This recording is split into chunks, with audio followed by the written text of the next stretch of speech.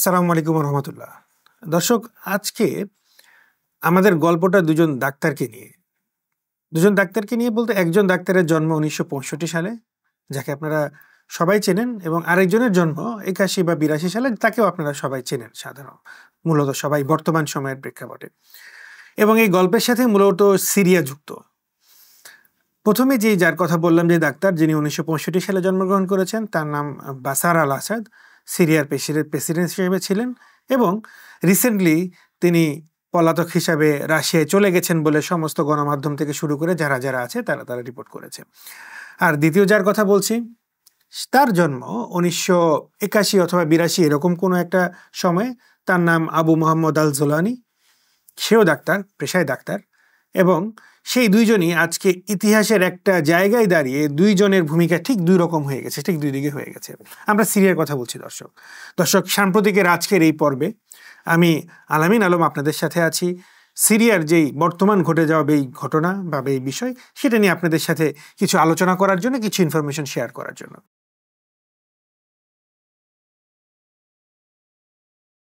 আমাদেরকে সিরিয়ার এই জায়গাটা দেখতে হলে আমাদেরকে আরেকটু পেছনে ফিরে যেতে হবে। আমরা একটু পেছনে ফিরে যাই। সিরিয়ার যে শাসন, বাশার আল আসাদের পারিবারিক যে শাসন, সেটার বয়স আজকে ৫৪ বছর হতে চলেছে। আমরা যদি একটু পেছনে ফিরে যাই, বাশার আল আসাদের বাবা হাফিজ আল আসাদ, যিনি একজন বিমান বাহিনীর কর্মকর্তা ছিলেন, বিমান বাহিনীর কর্মকর্তা থেকে উনি পরবর্তীতে আস্তে করে গিয়ে পলিটিক্সে ইনভলভ হন বা পলিটিক্সের সাথে গিয়ে ইনভলভ হন, এবং ১৯৭০ সালে সিরিয়াতে একটা মুভমেন্ট সংগঠিত হয়। তার নাম হচ্ছে কারেকশনাল মুভমেন্ট নামে পরিচিত ছিল। সেই মুভমেন্টের মধ্য দিয়ে বা হাফিজ আল আসাদ ক্ষমতায় আসেন এবং বার্থ পার্টির তিনি ক্ষমতাকে গ্রহণ করেন। এটা ছিল তার শুরুর সময় বা শুরুর সময়ের ঘটনা। এবং তার কিছু স্ট্র্যাটেজি ছিল যেগুলো সেই সময় অবশ্যই ভালো কিছু ব্যাপার ছিল। যেমন সে ইসরায়েলের সাথে আপোষহীন নীতি নিয়েছিল, ইসরায়েলকে কোনোভাবেই ছাড় দিবে না বা দিচ্ছি না, এরকম একটা বিষয় ছিল। গোলান মালভূমি নিয়ে লম্বা সময় যেই মালভূমিটা ইসরায়েল দখল করেছে যুদ্ধের পরে, আরব যুদ্ধের পরে, সেই মালভূমি নিয়ে তাদের সাথে ইসরায়েলের সাথে লম্বা সময় যুদ্ধ করেছে বা লম্বা সময় দর কষাকষি করেছে। এবং ইসরায়েলের সাথে সিরিয়ার যে ইয়ম কিপুর যুদ্ধ সংগঠিত হয় ১৯৭৩ সালে, সেটার সময় উনি ছিলেন বা উনি ক্ষমতায় নেন ১৯৭১ সালে। ৭১ সালের পরে ১৯৭৩ সালে সেই যুদ্ধটা সংগঠিত হয়। এগুলো তো হাফিজ আল আসাদের একটা দিক ছিল। এর সাথে ওনার খুব ভয়ঙ্কর এবং কালো একটা দিক ছিল। সেই দিকটা ছিল, তিনি একেবারেই এক নায়কতন্ত্র কায়েম করেন, এবং এই এক নায়কতন্ত্র এমনভাবে কায়েম করেন, ওনার যে বিপরীত যে দল ছিল বা বিপরীত যারা মতবাদের ছিল, তাদেরকে তিনি কঠোর হস্তে দমন এবং নিপীড়ন করেন। এটা ঠিক কেন করেছিলেন? সাধারণত যারা স্বৈরশাসক হন, তারা সাধারণত নিজেদের ক্ষমতাকে কুক্ষিগত করতে চান। মানে যেটাকে বলে সহজ কথায় যে ক্ষমতা কাউকে দিবেন না বা কোথাও দিবেন না। এটা করার জন্য যা করা দরকার, যেভাবে করা দরকার, ঠিক সেই কাজ এটাই তিনি করেছিলেন। এবং উনি ১৯৮২ সালে ক্ষমতা নেওয়ার পরে হামাতে একটা ম্যাসাকার কিলিং করেন, যেখানে মুসলিম ব্রাদারহুড, তার অপোজিশন পার্টি যারা ছিল, মুসলিম ব্রাদারহুডের হাজার হাজার নেতাকর্মীকে উনি বিনা অপরাধে, বিনা বিচারে মেরে ফেলেন। এটা একটা তার সময়ের একটা অনেক বড় ম্যাসাকার ছিল। এইভাবেই তার সময় থেকে ১৯৭১ সাল থেকে তার ক্ষমতার সময় থেকে ক্ষমতা চলছিল। ইসরায়েলের সাথে সম্পর্ক ছিল না কোনো রকম। ইসরায়েলের সাথে প্রতি মুহূর্তেই তার বিভিন্ন রকম কনফ্লিক্ট তৈরি হয়েছে, যুদ্ধ হয়েছে, এবং বিভিন্নভাবে চেষ্টা করেছেন ইসরায়েলের সাথে সে কনফ্লিক্ট। এই জায়গাটাতে হয়তোবা দর্শক আপনারাও খুব আনন্দ পাবেন বা খুব ভালো ফিল করবেন যে সে ইসরায়েলের সাথে এই ব্যাপারগুলো যুদ্ধ করেছে। কিন্তু এর মোকাবেলায় সে তার জনগণের সাথে, সে তার দেশের মানুষের সাথে বা বিপরীত যেই মতাদর্শী যে মানুষজন ছিল, তাদের ব্যাপারে সে খুবই কঠোর ছিল এবং খুবই কঠিনভাবে সে শাসন কার্য পরিচালনা করেছে। এভাবেই চলছিল। এবং পরবর্তীতে সে তার সাকসেসর হিসাবে তার বড় ছেলে বাসিল আল আসাদ যে ছিল, তাকে সে গ্রুম করছিল বা তাকে তৈরি করছিল। এইভাবেই চলে আসছিল।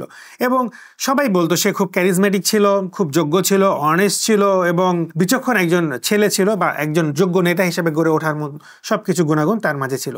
বাট ঘটনার এই সময় বা এই ইতিহাসের এই পর্যায়ে এসে ১৯৯৪ সালের জানুয়ারি মাসে একটা গাড়ি দুর্ঘটনায়, যে গাড়িটা তিনি নিজে ড্রাইভ করছিলেন, গাড়ি দুর্ঘটনায় তার বড় ছেলে সেখানেই মারা যায়, একবার স্পট ডেড হয়ে যায়। তো তারপর থেকে বাশার আল আসাদ দৃশ্যপটে আসা শুরু করেন। তখন হাফিজ আল আসাদ যেটা করেন, তার ছেলে বাশার আল আসাদকে, যিনি তখন মূলত লন্ডনে ছিলেন, পড়ালেখা করছিলেন, এবং যিনি চক্ষু বিজ্ঞানে বা চক্ষু চিকিৎসক হিসেবে পড়াশোনা করছিলেন বা তার পড়াশোনা ওখানে চলছিল, তারপরে তাকে তার সাকসেশন হিসেবে, যেহেতু তিনি একজন ডিক্টেটর, তার উত্তরাধিকার হিসেবে তার সন্তানকেই তিনি সেখানে বসাতে চান, তাকে সেখান থেকে ফিরিয়ে নিয়ে আসেন বা লন্ডন থেকে নিয়ে আসেন। নিয়ে আসার পরে তাকে আবার গ্রুম করেন, লিডারশিপ থেকে শুরু করে যা যা আছে সব কিছু করার জন্য গ্রুমিং শুরু করেন, যেহেতু তার বড় ছেলে মারা যায়, হাফেজ আল আসাদ। পরবর্তীতে 2000 সালে যখন হাফেজ আল আসাদ মারা যান, তখন বাশার আল আসাদ ক্ষমতায় আসেন। এই যে একটা বড় সময়, বাশার আল আসাদ থেকে হাফেজ আল আসাদ ক্ষমতায় সময়, এই পুরোটা সময় কিন্তু সিরিয়ার জনগণের জন্য কখনোই আনন্দের ছিল না বা খুব উপভোগ্য ছিল না। খুব বেশি সিরিয়ার জনগণ ভালোও ছিল না। মূলত তিনি এক ন্যায়তন্ত্র কায়েম করেছেন এবং ডিক্টেটরশিপ চালু করেছেন, জনগণের উপর স্টিম রোলার চালিয়েছেন, বিশেষ করে যারা বিপরীত মতের ছিল, বিপরীত চিন্তার ছিল তাদের উপর। এর মোকাবেলায় আবার উনি বৈশ্বিক যে গ্লোবাল যে পলিটিক্স ছিল সেখানে ইসরায়েলের সাথে বরাবর সবসময় তিনি কনফ্লিক্ট করেছেন, কনফ্লিক্টে চলেছেন, এই কাজগুলো করে এসেছেন। বাশার আল আসাদ যখন ক্ষমতা গ্রহণ করেন তার বাবার মৃত্যুর পরে, তখন অনেকেই তাকে সংস্কারবাদী হিসাবে আশা করেছিল এবং শুরুতে তিনি কিছু সংস্কারবাদী হিসেবে কাজও করেছেন। কিন্তু দিনে দিনে সে তার রূপকে পরিবর্তন করে, তার অবস্থানকে পরিবর্তন করে, তার মতাদর্শকে পরিবর্তন করে, পরবর্তীতে গিয়ে উনি তার বাবার চেয়েও কঠিন ডিক্টেটর এবং কঠিন একজন ব্যক্তিতে পরিণত হন, যেটা ইতিহাস এই কথাই বলছে। দর্শক, আমরা যদি এই পর্যায়ে এসে, আপনারা যারা আজকে হয়তো বা আমাদের ভিডিওটা দেখবেন বা দেখছেন, তারা আপনারা অলরেডি সিদনিয়া কারাগারের একটা কথা শুনেছেন। যে কারাগারের যে ভয়ঙ্কর যে কথা, যে ভয়ঙ্কর যে বর্ণনা বা যে কারাগারের যে ভয়ঙ্কর যে অবস্থাগুলো, সেগুলো আপনি শুনেছেন, যেটা মাটির ওপরে দোতলা এবং মাটির নিচে 4 তলা পর্যন্ত, এবং সেখানকার যেই নির্মম এবং পাশবিক অত্যাচারের যেই জায়গাগুলো আছে, সেই জায়গাগুলো আপনারা সবার সামনে আসছে, আপনারা সবাই অবাক হয়ে যাচ্ছেন, আমরা অবাক হয়েছি। দর্শক, আমার কাছে বা আমাদের কাছে যখন আমরা বাশার আল আসাদ বা সিরিয়া নিয়ে যখন আমাদের টিম যখন গবেষণা করছিল, তখন আমরা একটা ইনফরমেশনকে কোরিলেট করার চেষ্টা করেছি। আমরা ঠিক জানি না এটা আসলেই কতটুকু কোরিলেট হতে পারে বা হচ্ছে। আমরা মনে হয়েছে যে যেই নৃশংসতা এই সিদনিয়া কারাগারের ভেতরে হয়েছে বা অভ্যন্তরে হয়েছে বা চলেছে, সেটার একটা কজ এটাও হতে পারে বাশার আল আসাদ, যেহেতু সে ডাক্তার ছিলেন, সে মানুষকে কষ্ট দেওয়ার, মানুষকে কষ্ট ফিল করানোর, মানুষকে কষ্ট অনুভব করানোর বিভিন্ন প্যারামিটারগুলো জানতেন। যেহেতু তিনি চিকিৎসা বিজ্ঞানে পড়াশোনা করেছেন এবং চিকিৎসা বিজ্ঞানে তিনি একজন ডাক্তার, সার্টিফাইড ডাক্তার, এবং লন্ডনের মতো জায়গা থেকে পড়াশোনা করেছেন, আমার ধারণা সে মানুষকে প্রচণ্ড রকম মানসিক এবং শারীরিক কষ্ট দেওয়ার বিষয়গুলো সম্পর্কে খুবই অবগত ছিলেন। দর্শক, আমরা এই পর্যায়ে এসে একটা কথাকে খুব ভালোভাবে স্মরণ করতে চাই। আমরা যারা হিটলারের কথা জানি বা হিটলারের কথা শুনেছি, আমরা এটা খুব ভালো করেই জানি যে তাদের হিটলারের যে ক্যাম্পগুলো ছিল, যে ডিটেনশন ক্যাম্পগুলো ছিল বা যে ক্যাম্পগুলোতে নির্যাতন করা হতো, সেই ক্যাম্পের নির্যাতনের প্রধান যে টিম ছিল বা প্রধান যে ব্যক্তি ছিলেন, তার নাম কিন্তু ডক্টর জোসেফ মেঙ্গেলা। এবং তার তত্ত্বাবধানেই, তার পরামর্শে, তার আন্ডারেই কিন্তু বিভৎস রকম নির্যাতনগুলো করা হতো। আমি ঠিক জানি না আসাদ এই জায়গা থেকে, হিটলারের এই জায়গা থেকে অনুপ্রেরণা পেয়েছেন। হিটলারের এই জায়গা থেকেই মনে হয় যে হিটলারের এই জায়গা থেকে তিনি অনুপ্রেরণা পেয়েছেন। যদি নাও পেয়ে থাকেন, তিনি জানতেন ইতিহাসে এরকম একটা জায়গা ছিল যেখানে তার বিরোধী মতের বিরোধী মানুষজনকে ধরে এইভাবে নির্যাতন করা সম্ভব, যেটা হয়তো বা হিটলারের ওই জায়গা থেকে তিনি অনুপ্রেরণা পেয়েছেন। এবং তার চেয়ে বড় বিষয়, যেহেতু তিনি একজন ডাক্তার ছিলেন, ডাক্তার হওয়ার কারণে একজন মানুষের শারীরিক এবং মানসিক বিষয়গুলো সম্পর্কে তিনি খুব ক্লিয়ার ধারণা রাখতেন। কোন জায়গায় কিভাবে, কোন অবস্থাতে একজন মানুষকে টর্চার করলে, কিভাবে করলে একজন মানুষ পরিপূর্ণ কষ্টের স্বাদ উপভোগ করবে। দর্শক, আমি সচেতন হয়েই বলছি যে একজন মানুষ কিভাবে পরিপূর্ণ কষ্টের স্বাদ উপভোগ করবেন। আমাদের মনে হয়েছে আসাদ ঠিক এই কাজটাই করতেন তার বন্দীদের সাথে। দর্শক, আপনারা যদি যারা সিদনিয়া কারাগারের এই গত 2-3 দিনে 8 তারিখে তো জয়ী হয়েছে, 8 তারিখের পর থেকে আমরা আজকে ভিডিওটি রেকর্ডিং করছি, আমরা যদি এটা দেখি তাহলে কিন্তু আমরা এই কথাটাকে দেখতেই পারি যে ওখানে যারা বর্ণনা করছেন কি পরিমাণ বিভৎস ভয়ঙ্কর রকম বর্ণনা, যারা মুক্তি পেয়েছে বা যারা ওখানে আছে, এরকম একজন অ্যাক্টিভিস্টের কথা ওখানে আমরা পেলাম, যে অ্যাক্টিভিস্ট যিনি ছিলেন, পরবর্তীতে তাকে ওখানে নিয়ে যাওয়া হয়েছিল, শাস্তি দেওয়া হয়েছিল, পরবর্তীতে বলা হয়েছে তো উনি অস্ট্রেলিয়া চলে যান, মাইগ্রেটেড হয়ে যান, পরে বলা হয় যে না, তোমাকে কিছু করা হবে না, তুমি আবার আসো, তারপরে তাকে রাখা হয়, পরবর্তীতে তাকে মৃত অবস্থায় পাওয়া যায়। আমরা যেটা দেখলাম যে তার চেহারার যে অবস্থা, আমরা যেটা অনলাইনে বা বিভিন্ন নিউজ মাধ্যমে বা খবর মাধ্যমে পেয়েছি, খুব বিভৎস এবং করুণ অবস্থায়। এবং আপনারা দর্শক সবচেয়ে বেশি অবাক হবেন আরও একটা বিষয় নিয়ে, এখানে যে পরিমাণ নারীদেরকে, যে পরিমাণ মা এবং বোনদেরকে নির্যাতন করা হতো। একজন মায়ের কথা বলছিলাম, একজন মা যেভাবে বর্ণনা করেছেন, তিনি বলছিলেন যে আমাদেরকে প্রতিদিন যে পরিমাণ রেপ বা ধর্ষণ করা হতো, তাদের সিনিয়র অফিসাররা আসতেন আমাদের কাছে, এসে তারা আমাদেরকে রেপ করতেন বা ধর্ষণ করতেন। দর্শক, কথাগুলো বলা খুব সহজ মনে হচ্ছে, শুনতে হয়তো আপনারা খুব সহজ, আসলে যেই ব্যক্তি ব্যক্তির উপর দিয়ে, যেই মায়ের উপর দিয়ে বা যেই বোনের উপর দিয়ে ঘটনাগুলো ঘটে গেছে, তারাই শুধু অনুভব করতে পারবেন এটার কষ্টটা কতটুকু। তাদের সিনিয়র অফিসাররা যখন ক্লান্ত হয়ে যেতেন তখন জুনিয়র অফিসারদেরকে পাঠাতেন তাদের উপর নির্যাতন করার জন্য। দর্শক, এটা কত বড় অমানবিক এবং কত বড় বর্বরতা এবং কত বড় পৈশাচিক একটা বিষয়, এটা আসলে অনুভব করার মতো বিষয়। এবং আরও ঘটনা আছে যে বলেছে যে এরকম, যদি অ্যামনেস্টি ইন্টারন্যাশনাল এর কিছু ইনফরমেশনকে আমরা দেখি, তারা এই কথা বলেছে 2012 থেকে 2015 পর্যন্ত, এই সময় মাত্র 3 থেকে 4 বছরের ব্যবধানে প্রতিদিন গড়ে 15 থেকে 100 জন মানুষ, 15 থেকে 100 জন, প্রায় 15,000 মানুষ এই লম্বা সময়, এই মাত্র 3 বছরের মাঝে প্রতিদিন তারা ফাঁসি দিয়েছে। এবং ফাঁসিগুলো কতটা ব্রুটাল, কতটা বিভৎস ছিল। তারা যখন কাউকে ফাঁসি দিতে মন চাইতো, তার 3 দিন আগে গিয়ে অ্যানাউন্স করতো যে তোমার বিচার হবে বা তোমার বিচার হচ্ছে বা তোমার এরকম ফাঁসি বা এরকম কোনো কিছুর কথা অ্যানাউন্স করতো। পরবর্তীতে তাকে 3 দিন বা 4 দিন কোনো রকম খাবার বা পানি কিছুই দেওয়া হতো না। এমনিতেই নির্যাতনের কারণে তারা খুবই করুণ অবস্থায় থাকতেন, শারীরিকভাবে দুর্বল থাকতেন, সবকিছুই থাকতেন। পরবর্তীতে যখন গলায় ফাঁস দিয়ে ফাঁসি দেওয়া হতো, পরবর্তীতে একটা মেশিনকে তারা ওখানে রেখেছিল যেটা এর ভেতরে ঢুকে। দর্শক, আমরা সবাই আমাদের দেশে ইক্ষু বা যেটাকে আমরা আঞ্চলিক ভাষায় বলি কুষার, যেটাকে মেশিনের মাঝে দিয়ে একেবারে পিষিয়ে সোবরাকে বের করে রসকে বের করে ফেলা, ঠিক সেরকম একটা মেশিনের মধ্যে মানুষকে ঢুকিয়ে হাড় গোস্ত সবকিছুকে প্যাক করে ওইভাবে ব্লেন্ড করে ফেলা হতো। তারপরে সেটাকে একটা প্যাক করে সেটাকে ফেলে দেওয়া হতো। দর্শক, বিভৎসতার কি পরিমাণ করুণ একটা নিদর্শন এখানে হয়ে গেছে। আমরা আসলে এই কথাগুলো বলতেও আমাদের শরীর কাটা দিয়ে উঠছে, বলতেও আমাদের অন্তর কেঁপে উঠছে, আমাদের এই পরিমাণ খারাপ লাগা কাজ করছে। দর্শক, আসলে এই কথাগুলো বলার কারণ, বাশার আল আসাদ কি পরিমাণ নির্যাতন করেছে তার ভিন্ন মত যারা পোষণ করেছে, যে তার বিরুদ্ধে কথা বলেছে, শুধু তাই নয়, কোনো ব্যক্তি কথা বলেছে তার পুরো পরিবারকে সে উঠিয়ে নিয়ে এসেছে, পুরো পরিবারকে জেলে ভরেছে। কোনো ব্যক্তিকে পায়নি, তার মাকে নিয়ে এসেছে, বোনকে নিয়ে এসেছে, ভাইকে নিয়ে এসেছে, সবাইকে সে অ্যাকিউজ করেছে, সবাইকে সে শাস্তির মুখোমুখি দাঁড় করেছে। এই পরিমাণে একটা বিভৎস এবং ভয়াবহ অবস্থা তৈরি করেছিল, যেটা আমরা হয়তোবা অনেক কিছুই শুনেছি, কিন্তু বাশার আল আসাদ ক্ষমতা থেকে চ্যুত না হলে আমরা এই কথাগুলোকে এইভাবে হয়তোবা বলতেও পারতাম না, এইভাবে হয়তোবা আপনাদেরকে জানাতেও পারতাম না।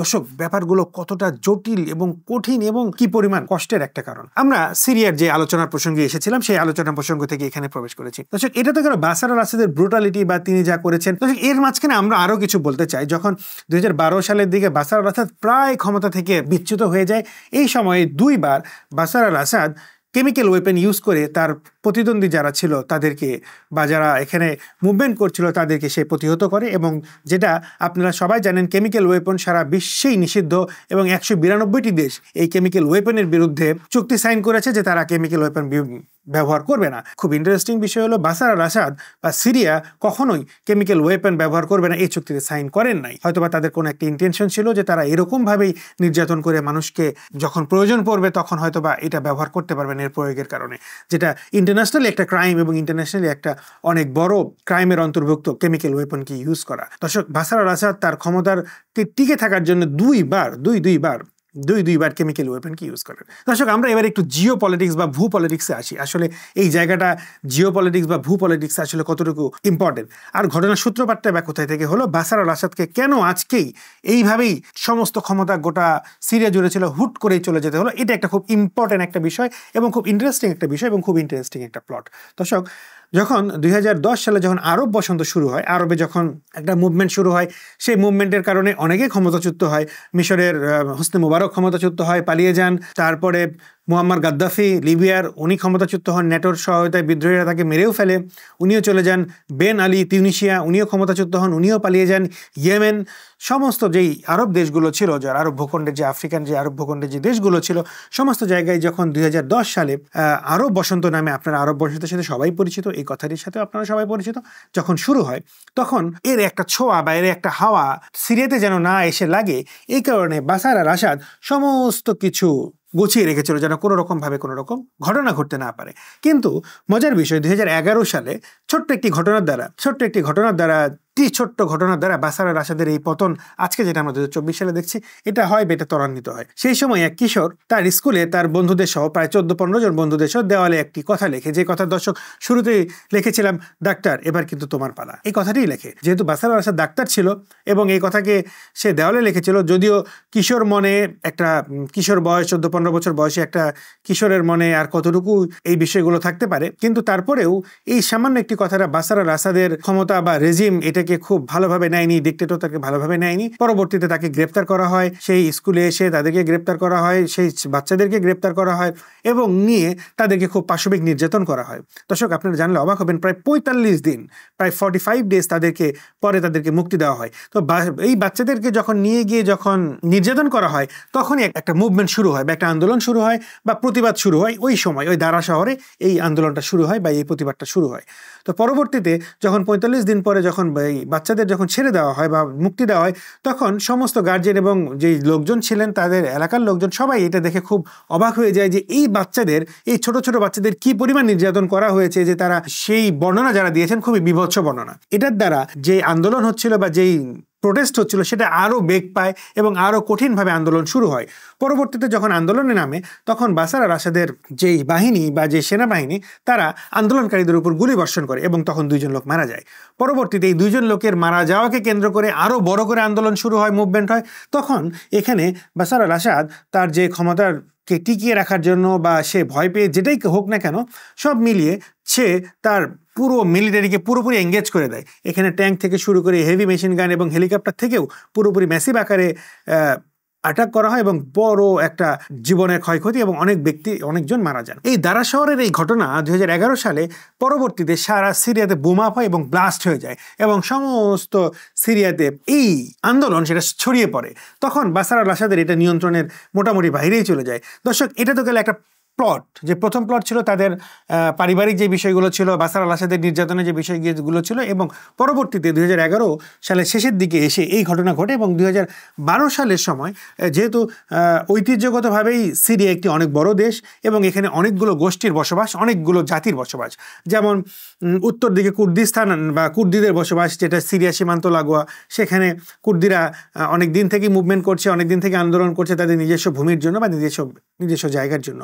এটা ছাড়াও আরও কিছু ফ্রন্ট বা আরও কিছু গোষ্ঠী এখানে সিরিয়াকে মুক্ত করার জন্য কাজ করতে থাকে বা কাজ করছিল। এর মাঝখানেই যখন এরকম মুভমেন্ট শুরু হলো 2012 সালে, ঠিক তখনই ফ্রি সিরিয়ান আর্মি নামে কিছু সিরিয়ার মিলিটারি গ্রুপের লোক, যারা মিলিটারি থেকে বের হয়ে আসে বা পুলিশের কিছু লোক বা বিভিন্ন জায়গার কিছু লোক বের হয়ে এসে বাশার আল আসাদ এর ক্ষমতাকে চ্যালেঞ্জ করে এবং তারা একটা হালকা অস্ত্রে সজ্জিত হয়ে তারা একটা বিদ্রোহী গ্রুপের মতো গঠন করে এবং সেটাকে ফ্রি সিরিয়ান আর্মি হিসেবে তারা পরিচিত লাভ করে বা সেটা বাশার আল আসাদের এগনেস্টে প্রোটেস্ট করতে শুরু করে। এটা হচ্ছে ফ্রি সিরিয়ান আর্মির আগের ঘটনা, মানে শুরুর ঘটনা। পরবর্তীতে এই ফ্রি সিরিয়ান আর্মিতে অনেকেই যোগ দেয় এবং অনেকেই এসে এখানে কাজ করা শুরু করে। দর্শক, আমরা প্রথমে যে নামটার কথা বলেছিলাম, জোলানি, সে কিন্তু আমাদের এই আলোচনার এই পর্যায়ে এসে সে এখানে এসে গুরুত্বপূর্ণ একটা ভূমিকা পালন করে। মূলত জোলানি যখন 2003 সালে যখন আমেরিকা আক্রমণ করে, আফগানিস্তান থেকে শুরু করে বিভিন্ন দেশ যখন আক্রমণ করে, তখন ওই সময় জোলানি আল কায়দাতে জয়েন করে। আল কায়দাতে জয়েন করার পরে পরবর্তীতে সে গ্রেপ্তারও হয়। পরবর্তীতে আমেরিকার হাতে সে গ্রেপ্তার হয় এবং গ্রেপ্তার হওয়ার পরে 2008 সালে সে ছাড়া পায়। পরবর্তীতে যখন সিরিয়ার এই ঘটনা ঘটে, সিরিয়াতে সে আসার পরে জাহাবাত আল নুসরা নামে একটি আল কায়দার একটি শাখাকে প্রতিষ্ঠা করে। আল কায়দার এই শাখাকে প্রতিষ্ঠা করে যেই ফ্রি সিরিয়ান আর্মি আছে তাদের সাথে সবাই মিলে মূলত বাশার আল আসাদের বিপক্ষে যুদ্ধ করতে শুরু করে। পরবর্তীতে যখন জাহাবাত আল নুসরা আল কায়দার সাথে সম্পৃক্ততা থাকার কারণে যখন আমেরিকা এটাকে ব্যান করে বা সন্ত্রাসী সংগঠন হিসেবে ঘোষণা করে, তখন 2016 সালে তিনি এই জাহাবাত আল নুসরাকে বিলুপ্ত ঘোষণা করে তিনি পরবর্তীতে নতুন যেই STS যেটা এখন গঠিত হয়েছে সেটাকে তিনি প্রমোট করেন বা সেটাকে তিনি সামনে নিয়ে আসেন, যেন আমাদের কাছে যেই আলোচনা করতে গিয়ে বা যে কথাগুলোকে বলতে গিয়ে যেটা মনে হয়েছে সেটা হচ্ছে মূল বিষয়, যেটা আমরা যেটা পেয়েছি বা আমাদের কাছে যেটা মনে হয়েছে, সম্ভবত জোলানি অনেক সুদূর প্রসারী চিন্তা করার কারণে তিনি ওই সময় ঘোষণা দিয়ে আল কায়দা থেকে বেরিয়ে আসেন। ব্যাপারটা এরকম ছিল, যদি আল কায়দার সাথে এখন সম্পৃক্ততা থাকে আমাদের, তাহলে যেহেতু আমরা সমস্ত আন্তর্জাতিক গোষ্ঠীর কাছে বা আন্তর্জাতিক দেশগুলোর কাছে বা সংগঠনগুলোর কাছে আমরা সন্ত্রাসী সংগঠন হিসেবে বিবেচিত হব, যেহেতু আমাদের মূল লক্ষ্য এখন বাশার আল আসাদকে এই ক্ষমতা থেকে নামিয়ে দেওয়া বা তাকে এখানে পরাজিত করা, সেহেতু তিনি খুব টেকনিক্যালি, যেটাকে আমরা যুদ্ধের একটা টেকনিক্যাল পার্ট বা যুদ্ধের একটা ট্যাকটিক্সও বলতে পারি, সেই ট্যাকটিক্স হিসেবে সেখান থেকে থেকে আল কায়দার সাথে নিজেকে বিচ্ছিন্ন ঘোষণা করেন এবং নতুন করে তিনি যেই ফ্রন্টটা গঠিত করেন সেটা হচ্ছে হায়াত তাহরির আল শামস। এটাকে তিনি 2016 এবং 17 সালে ঘোষণা করেন এবং এটাকে তিনি গঠিত করেন এবং এই ঘোষণাও দেন যে যেটার সাথে কোনো বাহিরের কোনো গ্লোবালি কোনো তাদের পার্সপেক্টিভ নেই, তারা লোকালি শুধু বাশার আল আসাদ রেজিমকে ক্ষমতা থেকে নামানোর জন্য তারা কাজ করছে। পরবর্তীতে এই জোলানির হাত ধরেই, এই হায়াত তাহরির আল শামসের হাত ধরেই গত 8 তারিখে 8ই ডিসেম্বর বাশার আল আসাদের পতন ঘটে। তো দর্শক, এই পর্যায়ে এসে যখন 2012 সালে এসে যখন জোলানি যখন এই প্রথমে নুসরা ফ্রন্ট গঠন করলেন, নুসরা ফ্রন্টের পরে যখন জাহাবাদ থেকে এসে যখন আবার হায়াত তাহরির আল শামস গঠন করেন এবং এটা মুভমেন্ট করেন, এবং সবচেয়ে মজার বিষয় যেটা এখানে আমরা কিন্তু এখানে এসে অনেকগুলো স্টেক হোল্ডার কান্ট্রিকে দেখতে পাই, যে কান্ট্রিগুলো যে দেশগুলো এখানে এসে জয়েন করে, যে দেশগুলো এখানে এসে এই একটা প্রক্সি ওয়ারে সারা দেশ মানে পৃথিবীর বিভিন্ন দেশ এসে এখানে প্রক্সি ওয়ারে যুক্ত হয়। যেমন প্রথমে এখানে যদি যার কথা বলতে চাই আমরা, সেটা হচ্ছে তুরস্কের কথা বলতে চাই, যে তুরস্কের সাথে লম্বা একটা 700 থেকে 800 কিলোমিটার বর্ডার আছে এবং এই বর্ডারে কুর্দিস্তান যারা তুরস্কের জন্য বরাবরের জন্যই হুমকি। তুরস্ক কখনোই চায়নি কুর্দিস্তানের লোকগুলো তারা অনেক শক্তিশালী হোক এবং তুরস্ককে চ্যালেঞ্জ করুক, তুরস্ক কখনোই চায়নি। তুরস্ক সব সময় শুরু থেকে বরাবরই এই কুর্দি যোদ্ধা বা কুর্দি বিদ্রোহীদের জন্য বিপক্ষে থেকেছে। এই জন্য তুরস্ক টেকনিক্যালি এই কুর্দি যোদ্ধাদের বিরুদ্ধে অবস্থান নেয় এবং কুর্দি যোদ্ধাদের বিরুদ্ধে অবস্থান নিয়ে ফ্রি সিরিয়ান আর্মি, যেটা পরবর্তীতে ফ্রি সিরিয়ান আর্মি হয়ে যায়, ফ্রি সিরিয়ান আর্মি থেকে শুরু করে আরও যত ছোট ছোট গোষ্ঠী আছে সবাই পরবর্তীতে হায়াত তাহরির আল শামসের সাথে যুক্ত হয়।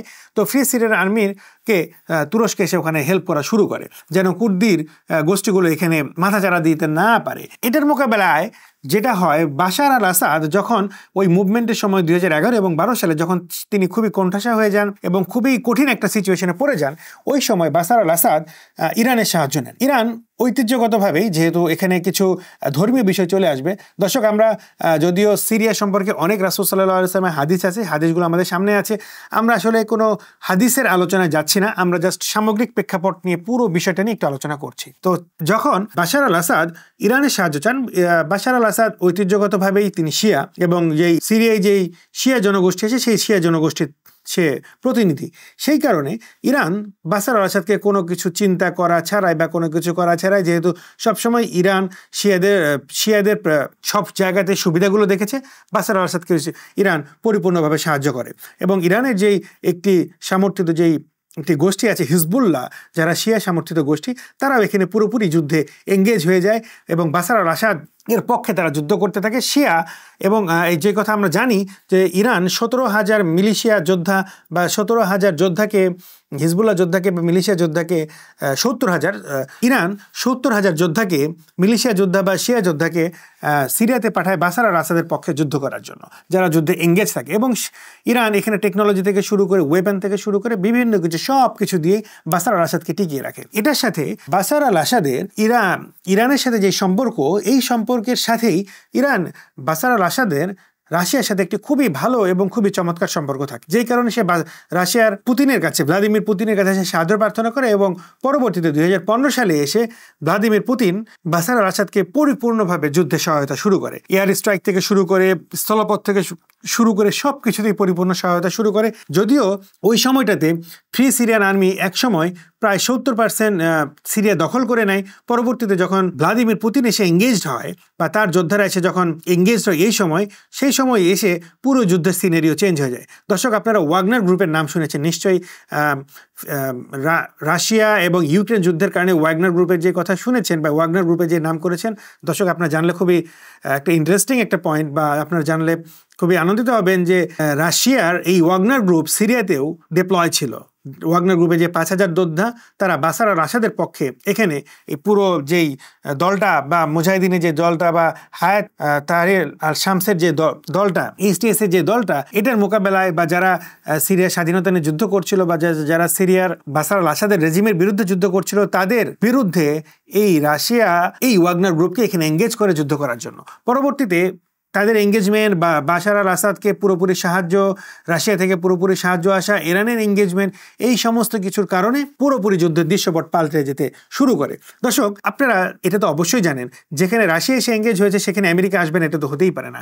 পরবর্তীতে আমেরিকা এসে এইখানে যখন দেখলো যে সবাই তার স্টেক এখানে নিচ্ছে, সবাই বিভিন্নভাবে এঙ্গেজ হচ্ছে, আমেরিকা তখন এখানে এসে ফ্রি সিরিয়ান আর্মিকে কিছু সাহায্য করতে শুরু করে এবং কুর্দি যে গোষ্ঠীগুলোকে আছে বাশার আল আসাদের এগনেস্টে, যেহেতু ইরান এবং রাশিয়া বাশার আল আসাদকে প্রচন্ড রকম সাহায্য করছে এবং সহযোগিতা দিয়ে এই যুদ্ধকে ক্যারি অন করছে, তখন আমেরিকা এসে এর মোকাবেলায় যে গ্রুপগুলো আছে কুর্দি গ্রুপ বা ফ্রি সিরিয়ান আর্মি তাদেরকে বিভিন্ন রকম করে সাহায্য করতে শুরু করে। এবং সবচেয়ে মেজর পার্ট এই ফ্রি সিরিয়ান আর্মি যারা মেজর পার্টের সাহায্য পেতে শুরু করে তারা হচ্ছে মূলত সৌদিয়ান দেশগুলো, লাইক মানে আরব দেশগুলো, সৌদি, কাতার, কুয়েত, এদের কাছ থেকে ফ্রি সিরিয়ান আর্মি ওয়েপেন এবং টাকা পয়সা থেকে শুরু করে যে আদার্স যে লজিস্টিক সাপোর্টগুলো আছে তারা এখান থেকে পেতে শুরু করে। মূলত এই জায়গাটা একটা প্রক্সি যুদ্ধের ওয়ারের জায়গা শুরু হয়। আর এর সাথে ইসরায়েল তো শুরু থেকে আছে, দর্শক আপনাদেরকে বলেছে গোলান মালভূমি নিয়ে ইসরায়েল এখনও দখল করে রয়েছে, এই জায়গাটাতে ইসরায়েল রয়ে গেছে।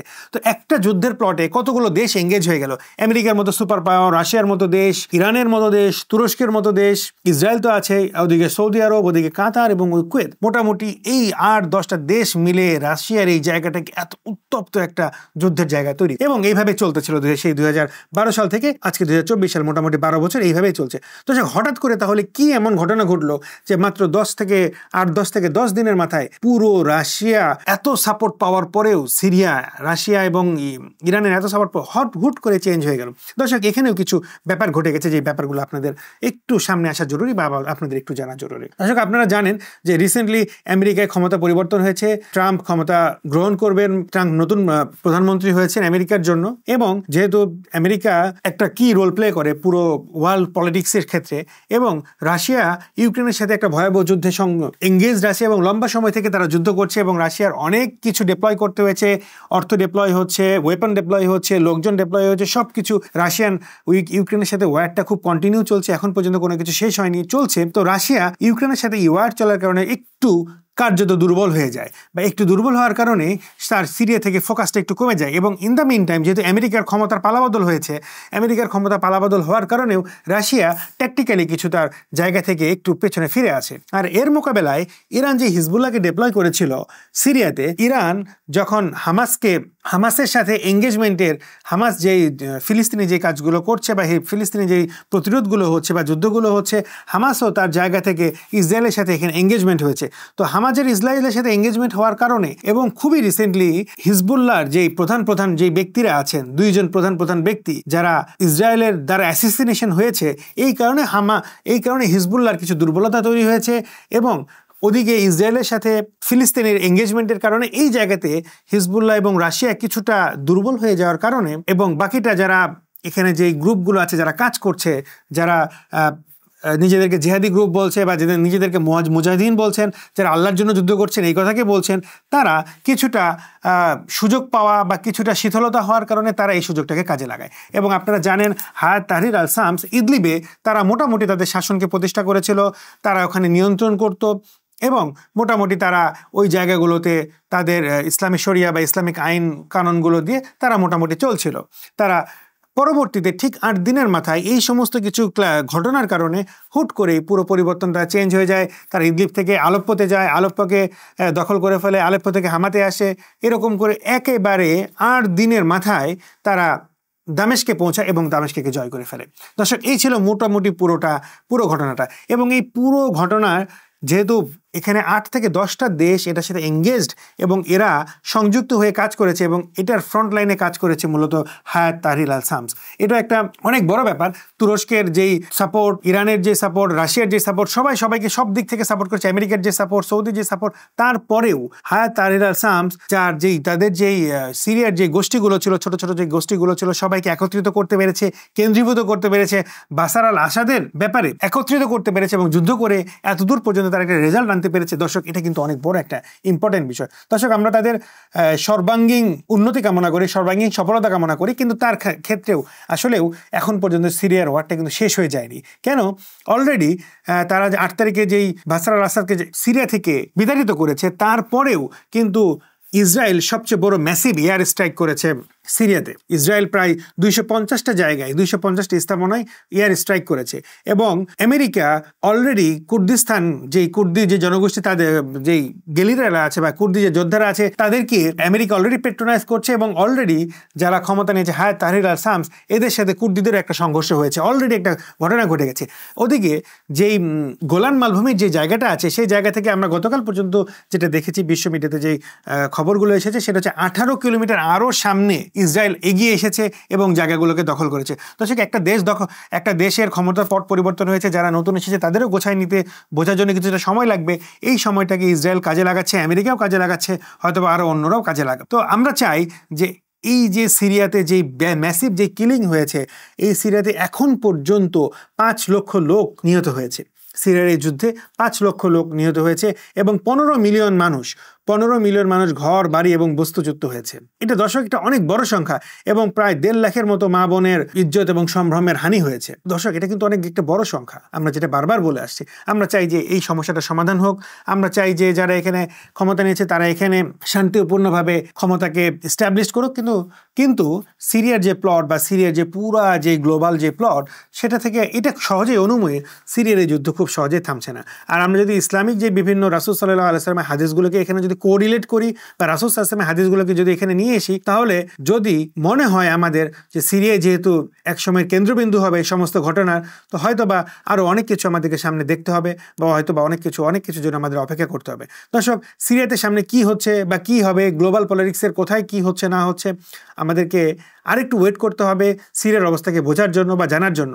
তবে এই কথা মুজাহিদিন বা যারা জয় করেছে, সিরিয়াকে জয় করে, তারা অলরেডি ঘোষণা দিয়েছে তাদের পরবর্তী লক্ষ্য ফিলিস্তিন বা জেরুজালেমকে মুক্ত করা বা জেরুজালেমকে দখল করা। নিশ্চয়ই ইসরায়েল এবং আমেরিকা এই কথাকে কখনোই ভালোভাবে নেবে না এবং কখনোই তারা এটাকে স্বাভাবিক এবং সহজ কথাকে মনে করবে না। তার মানে সামনে আরও অনেক কিছু রয়েছে এবং অনেক কিছুই হবে। আর যেহেতু অলরেডি কুর্দি জনগোষ্ঠী আবার স্ট্রাইক করেছে সিরিয়ান আর্মিদের উপরে, ফিলিস্তিনিয়ান আর্মি বা হায়াত তাহরির আল শামসের সাথে, তুরস্ক এখানে বসে থাকবে না। পরবর্তীতে একটা মেসাকার বা কী অবস্থা হবে এটা দেখার জন্য দর্শক আমরা একটু ওয়েট করতে হবে। দর্শক, এই এতগুলো আলোচনার মাঝে একটা নাম কিন্তু আমরা ভুলে গেছি, চায়নাও কিন্তু রাশিয়ার সাথে সিরিয়ার এই জায়গাতে এঙ্গেজ ছিল। যখন সিরিয়াকে ইন্টারন্যাশনাল বিচারের আওতায় নিয়ে আসা হয় কেমিক্যাল ওয়েপন ব্যবহার করার কারণে, সমস্ত দেশ এই বিচারের পক্ষে ভোট দিলেও 2টো দেশ শুধু ভেটো দিয়েছিল। তার মধ্যে একটা দেশ রাশিয়া এবং আরেকটা দেশ চায়না। এই 2টো দেশই কিন্তু ভেটো দিয়েছে, যে কারণে বাশার আল আসাদের ইন্টারন্যাশনাল আদালতে বিচার করা সম্ভব হয়নি। দর্শক, তার মানে সিরিয়ার এই ঘটনা যেটা ঘটে গেছে বা বিজয় যেটা হয়েছে, ঘটনা কিন্তু এখানেই শেষ নয়। সামনে আরও অনেক কিছু ঘটবে, অনেক কিছু হবে, অনেক কিছু আসবে। আমাদেরকে আরেকটু ওয়েট করতে হবে, আরেকটু অপেক্ষা করতে হবে সামনের ঘটনাগুলোকে দেখার জন্য বা বোঝার জন্য। দর্শক, তবে দিন শেষে আমরা এটা চাই যে দিন শেষে মানবতার মুক্তি হোক, সিরিয়ার মানুষজনের মুক্তি হোক, যারা এখানে যুদ্ধ করছে আল্লাহর জন্য তারা বিজয়ী হোক এবং সিরিয়াতে শান্তি প্রতিষ্ঠা হোক এবং সিরিয়ার যে অমানবিক নির্যাতন কসাই বাশার আল আসাদ বা বুচার বাশার আল আসাদ, যেটাই বলি না কেন আমরা, সে কসাই বাশার আল আসাদ নামেই পরিচিত। তো যাই বলি না কেন, তার যে অপশাসন, তার যে জুলুম নির্যাতন, যেটা শেষ হয়ে গেছে, এটার কখনোই ফিরে না আসুক। এখানকার মানুষজন শান্তিতে বসবাস করুক এবং এখানকার যে গোষ্ঠী যারা আছে, যারা মিলে যুদ্ধ করে এই স্বাধীনতাকে অর্জন করেছে, তারা সবাই মিলে একটা কোয়ালিশন সরকার বা কোয়ালিশন ক্ষমতা গঠন করে সবাই মিলে একটা শান্তিতে নিরিবিলি একটা শাসন কার্য পরিচালনা করুক এবং এখানকার মানুষ যারা আছে বাসিন্দা, মানুষত্বের জয় হোক, তারা ভালো থাকুক, আমাদের সবাইটাই। দর্শক, সাম্প্রতিকের আজকের এই পর্বে আমরা আমাদের আলোচনাকে এখানেই শেষ করতে চাচ্ছি। আপনাদের সাথে আবারও সাম্প্রতিকের কোনো একটা বিষয় নিয়ে, আবার টপিক নিয়ে আবার কথা হবে, আবার দেখা হবে ইনশাআল্লাহ। ততদিন পর্যন্ত ভালো থাকবেন। আমি আলামিন আলম আপনাদের কাছ থেকে বিদায় নিচ্ছি। আসসালামু আলাইকুম ওয়া রাহমাতুল্লাহি ওয়া বারাকাতুহু।